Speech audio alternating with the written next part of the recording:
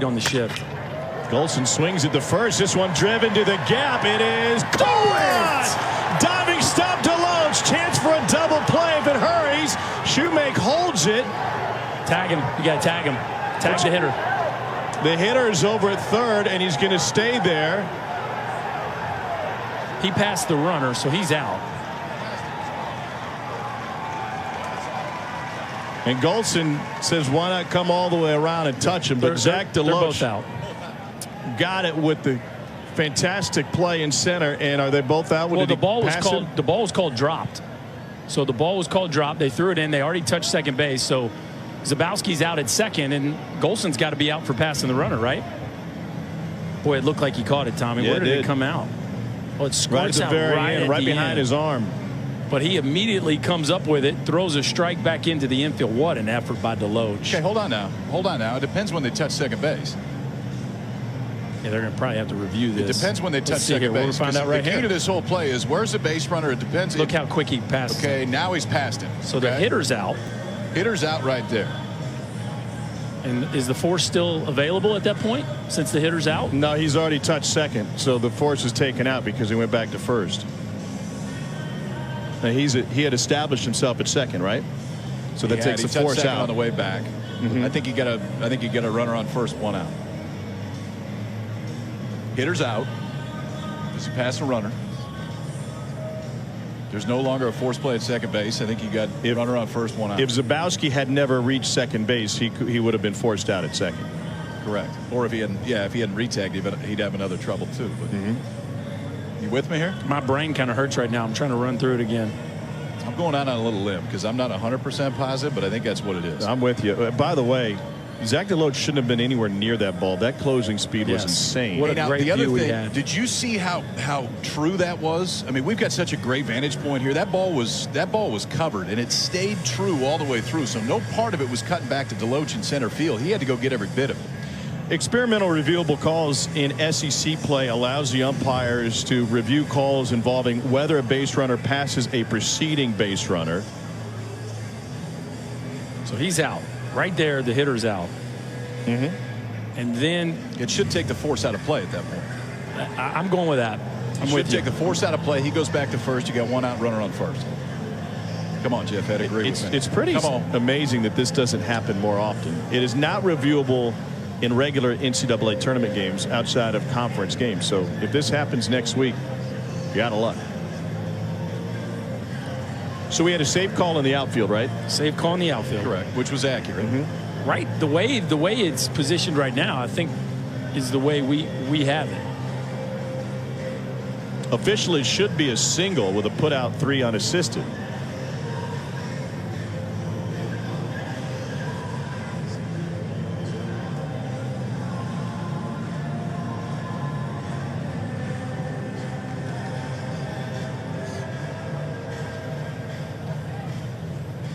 We can. By the way, I had this bottom left corner of my baseball bingo card right next to a fog out. I think we've covered just about everything. And we had the triple review play earlier in the week. You thought you had a bad bingo card too. Yeah. Mike Bianco will get an explanation and try to plead his case. Golson's out. Stay there. Stay there. You stay there.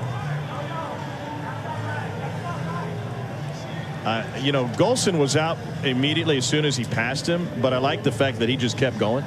Yeah, you might as well try it. Yeah. You never know. Keep going until you get tagged. Run till they tag you. It's like Little League. Just go.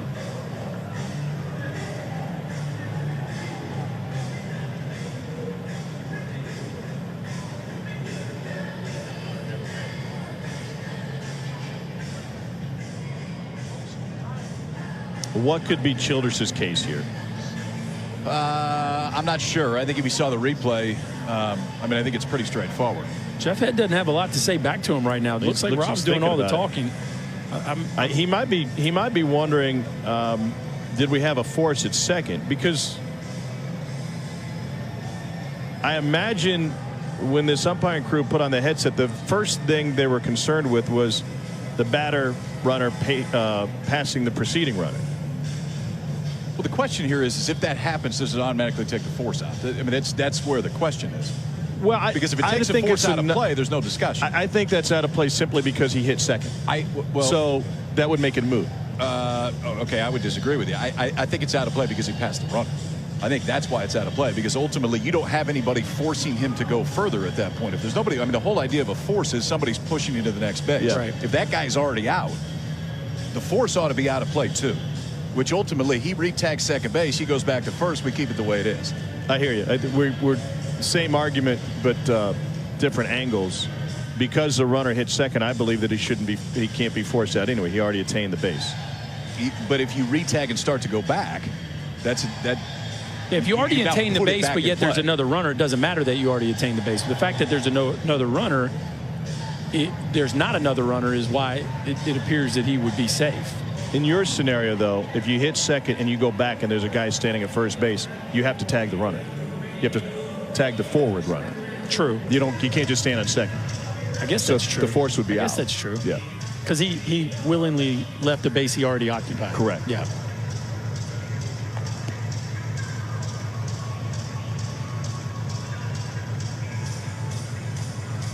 This tournament just keeps getting better, guys. It is weird.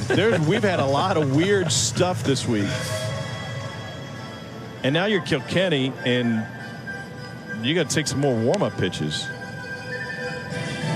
You do, but you'll take it now, because when that ball came off the bat, you thought it may be 1-0 with a guy standing on second base. Yes.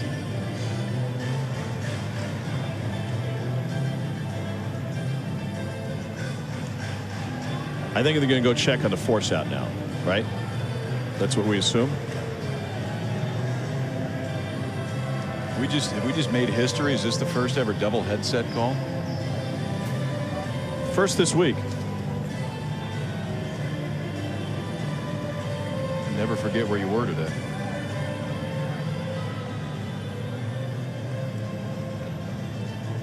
Five minutes plus on the review. They want to get runner placement. This should be pretty straightforward. And they're looking at whether or not he passed him after he touched second, which we've already established.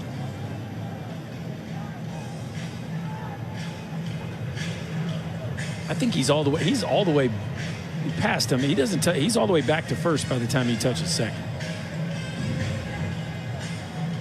And I'm not even sure if that matters at this point. But if that's what they're reviewing, he was definitely back there. Get everybody involved in the powwow now.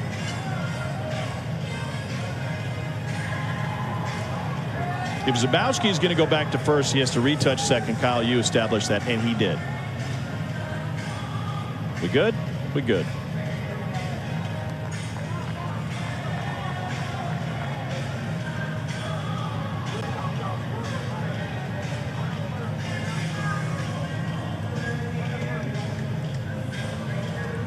You got a game ball? You good? Let's go. Got it. Yeah. Looks like everybody's happy.